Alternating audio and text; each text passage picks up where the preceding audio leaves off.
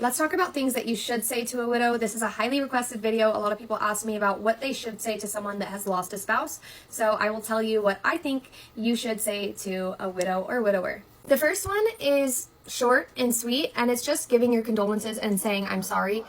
Sometimes saying less is better than saying the wrong thing or saying too much, and our brains are not like all functioning and all there, and we're just literally miserable in our head, and we don't want to sit and have a whole conversation. So sometimes keeping it short and sweet is the best thing to do.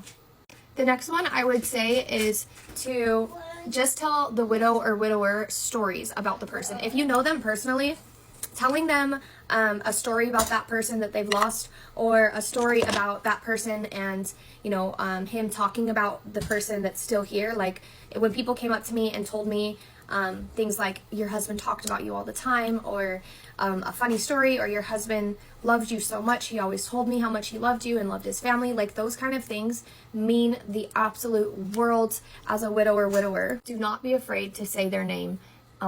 If anything, I just love hearing Jacob's name and hearing people talk about him. So don't be afraid to say their name. It helps keep their memory alive. It helps make that person feel like they're still remembered and they're still here. So don't be afraid to say their name or ask about them, because they want to talk about them. They do. The next thing that I would say is a great thing to say to a widow or widower is things like, can I bring you food this Saturday?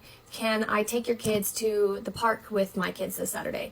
Instead of saying, can I help you with anything? Do you need help with anything? What can I do for you? Because it's very indirect, and you're making that person have to think. And we don't want to sit there and be like, yeah, you could help me with my laundry or help me clean my house. Like, no, we're not going to say that. So instead of asking like that, say things like, I would love to bring you food this Saturday. I would love to watch your kids this Saturday.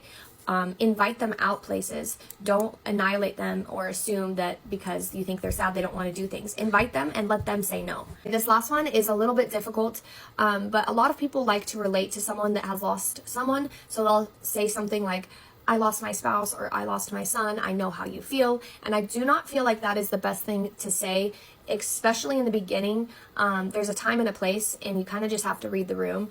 And I know that you feel like relating to that person will make them feel better, but sometimes it doesn't come off that way and it can seem a little insensitive. So maybe hold off on the relating part till a little bit later.